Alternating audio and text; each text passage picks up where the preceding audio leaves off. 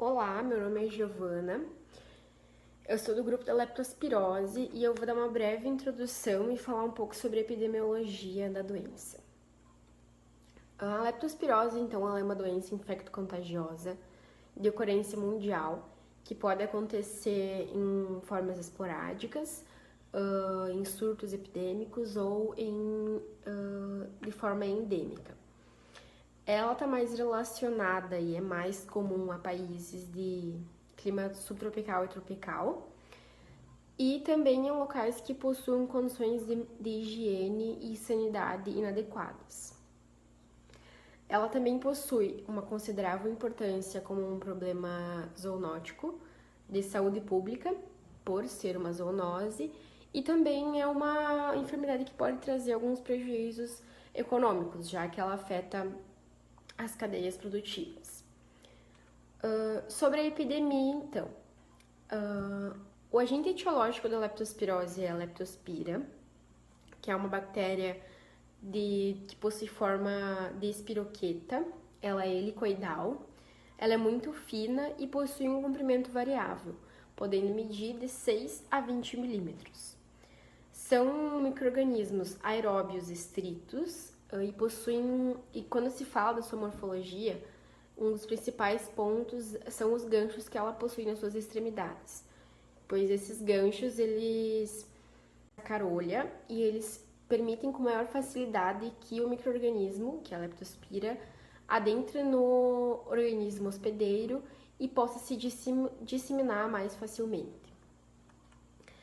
Atualmente, as espécies de leptospira elas são diferenciadas em saprófitas, intermediárias ou patogênicas, sendo que dentro dessas três diferenciações a gente tem diferentes sorovares, e cada uma dessas sorovares possui condições de adaptabilidade a certos animais. Mas isso não impede que um animal seja contaminado por mais de uma sorovar. As leptospiras são mais comuns, as sorovárias mais comuns são a Leptospira interrogans e a Leptospira biflexa, sendo que a interrogans está mais relacionada às sorovárias patogênicas e a biflexa às saprófitas. A transmissão e a infecção da leptospirose ela pode acontecer por contato direto com urina, secreções vaginais, fetos abortados, placenta e até mesmo sêmen contaminado de animais que são reservatórios. E também pode acontecer de forma indireta, que vem de animais de manutenção, ou quando são contaminados por outros fluidos corporais de hospedeiros acidentais. Quanto aos hospedeiros, então, a gente tem os hospedeiros de manutenção, que são os animais que não manifestam a enfermidade, mas eles excretam leptospiras na urina contaminada. Essas leptospiras vão para o ambiente e o hospedeiro se torna, digamos que, o disseminador da doença. Já os hospedeiros acidentais são os animais. Vai depender muito de qual sorovar que acometeu o indivíduo. Para melhor compreensão e para a literatura poder se expressar melhor, foram divididos os diferentes sorovares em sorogrupos. Então, é assim, quando a bactéria, né, a leptospira, quando ela entra no organismo, o organismo é um antígeno, né, e o organismo vai produzir anticorpos. E diferentes leptospiras, elas podem ter a mesma reação no organismo. Então, o organismo pode produzir o mesmo antígeno para diferentes cepas, né, para diferentes sorovares. Então, quando esses sorovares têm o mesmo antígeno, eles são agrupados em sorogrupos. Então, só para entender melhor, então, vai dependendo do sorovar, então não é só, mesmo que existam basicamente duas espécies de leptospira, dentro da patogênica, né, existe uma patogênica e uma não patogênica, dentro da patogênica existem diversos sorovares. porque esses sorovares, eles foram evoluindo, né, por meio de, uns são mais resistentes, outros são mais sensíveis, uns têm proteínas mais evoluídas, né, porque cada região propiciou a ele uma diferente evolução. Da pele, tanto a pele íntegra como escarificada e também pelas mucosas. A mucosa é a forma mais fácil dela alimentar o organismo e ela tem essa capacidade de penetração porque ela é uma espiroqueta com muita motilidade.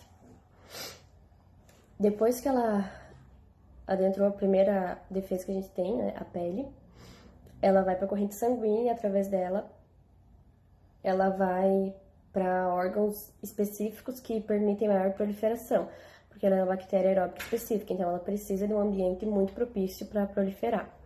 Mas antes disso, ela tem um mecanismo de hemólise intravascular, logo quando ela entra na circulação. Não se sabe a patogênese desse mecanismo de hemólise, mas se sabe que diferentes sorovares têm diferentes adesinas. Essas adesinas foram descobertas há pouco tempo e elas permitem que a bactéria se prenda ao epitélio vascular e isso vai facilitar a hemólise a hemólise das hemácias. Essas adesinas não foram bem identificadas, mas sabe-se que tem. E isso vai influenciar muito na patogenicidade do sorovar. Ela precisa dessa hemólise porque a leptospira utiliza o grupo M da hemácia como um substrato para replicação.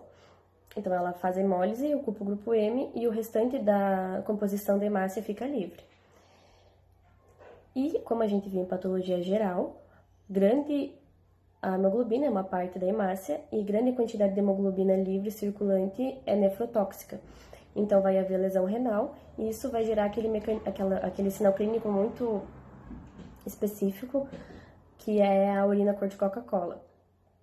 Que, claro, precisa de vários mecanismos, né, de transformação em metahemoglobina, mas é por causa dessa hemólise intravascular que vai haver essa lesão nefrotóxica para órgãos como baço, meninge, olhos, trato genital, rim e fígado.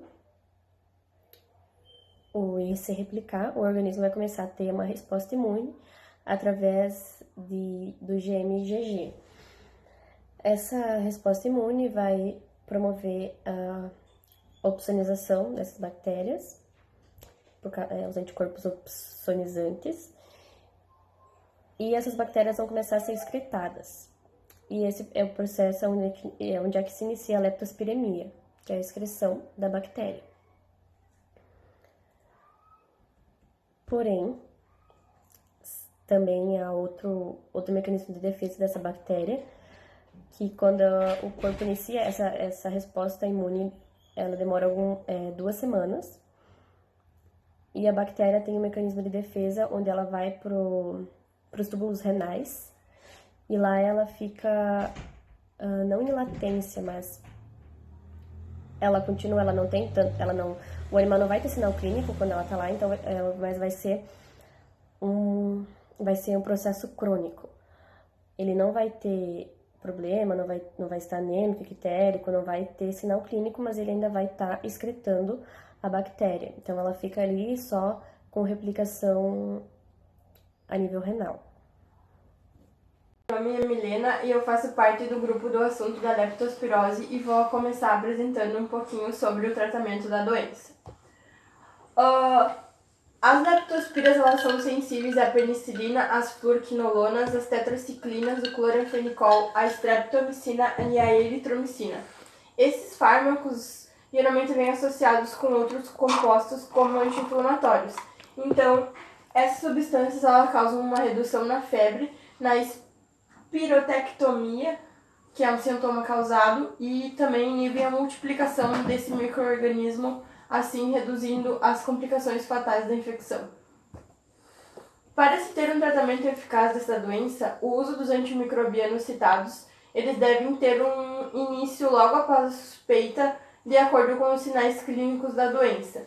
e também antes mesmo de se obter um diagnóstico definitivo pelo médico veterinário a partir dos exames solicitados. Um dos sintomas dessa doença são vômito e diarreia, e isso leva à perda de líquidos e de eletrólitos do animal, então é necessário entrar com a fluidoterapia para reequilibrar o organismo do animal. E nesses casos, por exemplo, em pequenos animais, a alimentação oral ela deve ser suspensa e é necessária a utilização de uma sonda nasogástrica para ser fornecida alimentação e juntamente com antieméticos e protetores gástricos.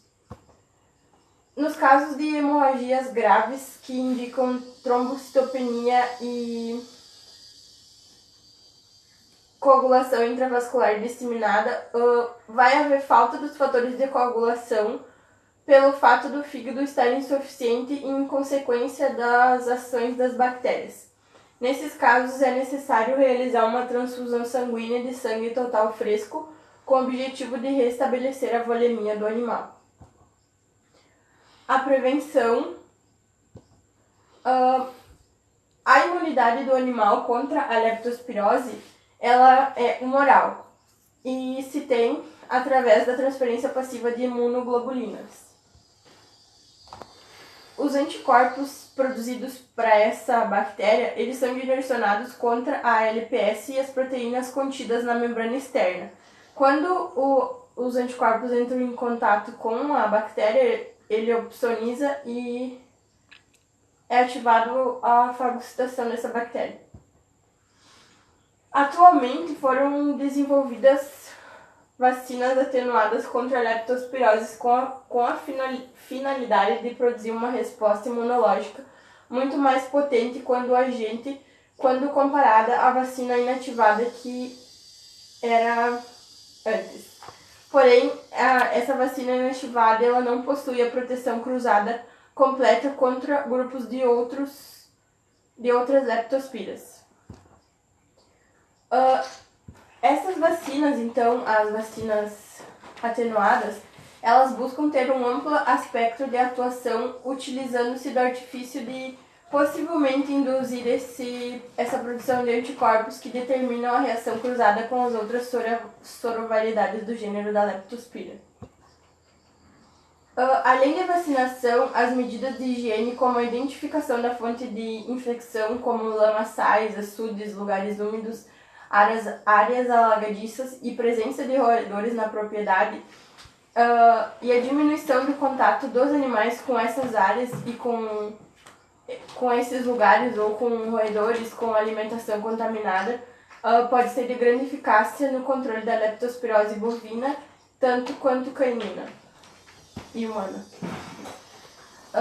Concluindo, então, juntamente com o que as minhas colegas citaram anteriormente, pode-se perceber que a leptospirose ela ainda é uma enfermidade com uma incidência muito alta, tanto na espécie humana quanto nos animais domésticos.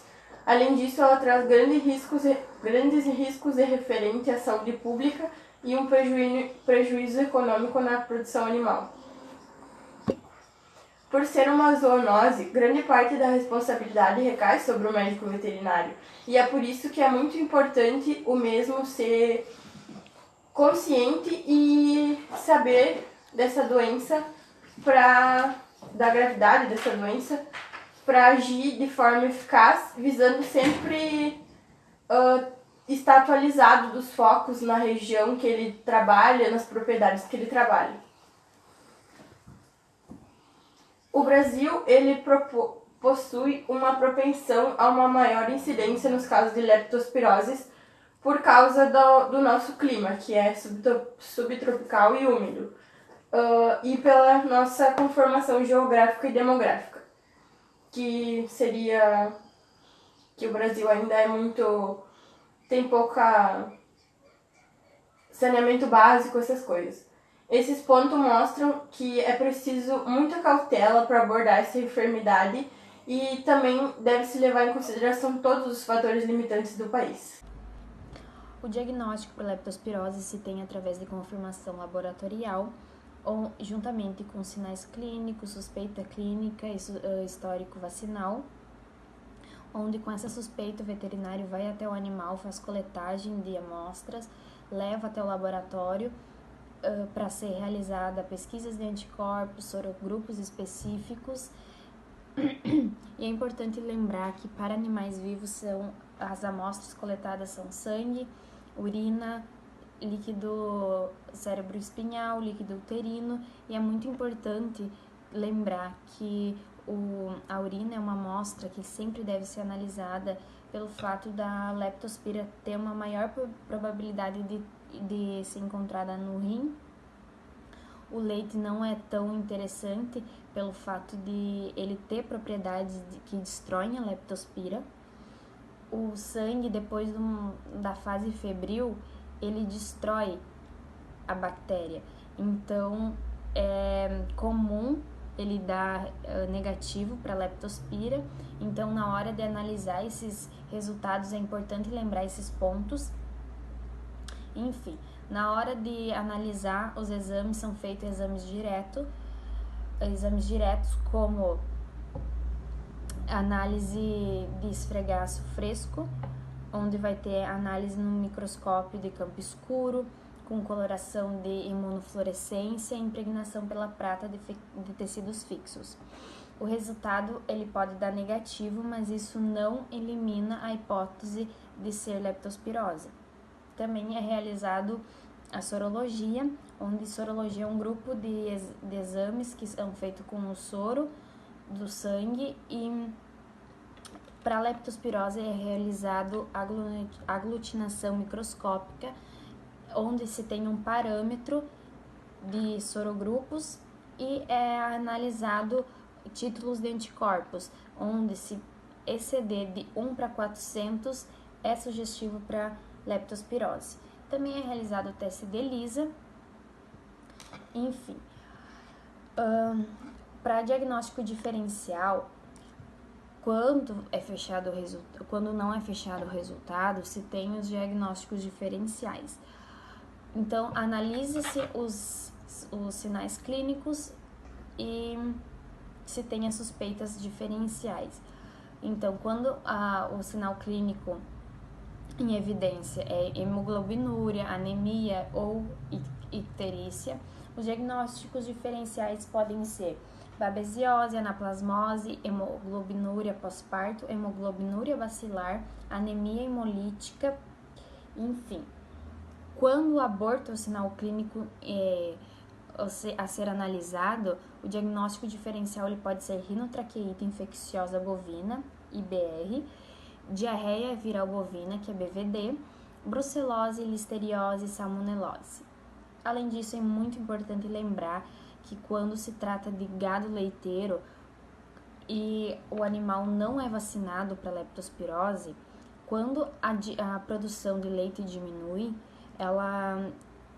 é comum o proprietário pensar na hipótese de lepto, pelo fato da diminuição da produção de leite, o animal não ser vacinado. Então, é importante lembrar que manejo inadequado também causa diminuição da produção de leite.